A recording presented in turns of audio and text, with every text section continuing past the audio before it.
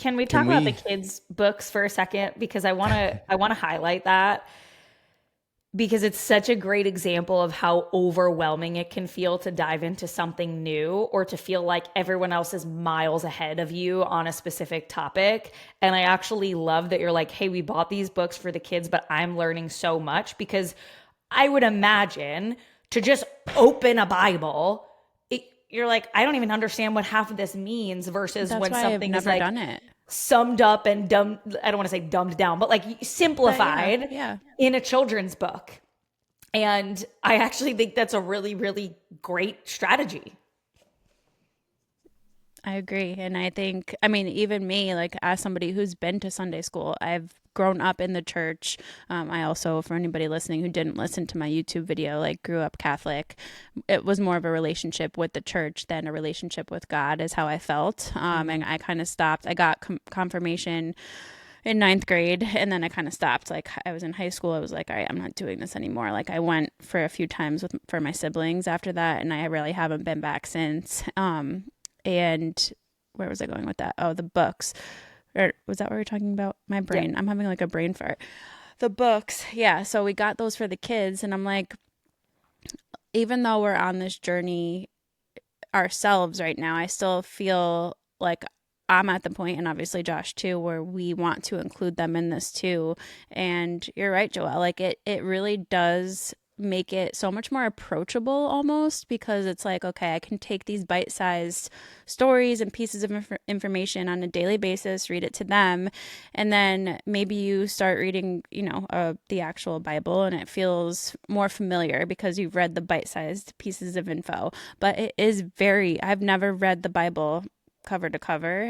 I don't even think I've read it in the way that I'm reading it now in pieces, like, because it does just feel like so much. It's a big book. Right. It feels like, I mean, depending on what translation you get, it sometimes can feel very like you don't even know what they're saying. So I totally understand that aspect of it too. And I think, again, for anybody who's new and exploring anything, like you almost have to get the more simplified version first to really allow yourself to get bought in almost and to fully understand what you're reading. So I am with that also. Like, I love that.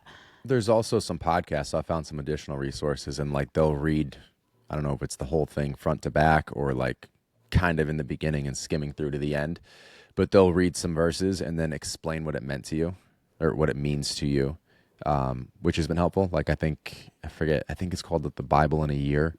So it's like a couple verses or a couple chapters, whatever they are. Then it's explained. That's day one. They do the same thing for an entire year to get through the whole thing. So I'm kind of reading the children's books. I'm listening to the podcast. I'm reading through it very slowly on my own, like I picked one up yesterday with the kids.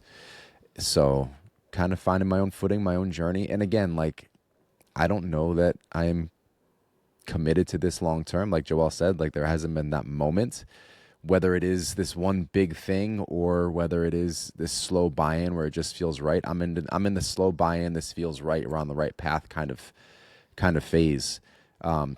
Circling back, I was going to say that I disagreed. Like we didn't hit rock bottom. So we're not all in yet, but I was listening to someone, I think maybe it was just a clip from the Nick Bear podcast when he had a pastor on. But there's essentially this moment of surrender. So I don't know if it's a breaking point or rock bottom, but when you just kind of realize, okay, well, I am all in and I'm listening and I'm following this path no matter where this path leads me. So I don't know that it necessarily does need to be this tragic moment or this like, it hurts. Things are hard right now and I don't know what else to do. So here's where I turn versus like this slow build up. Okay, I'm all in and I fully surrender to whatever is going to take place going forward. Like this is the mission and wherever this guides me is where I'm going.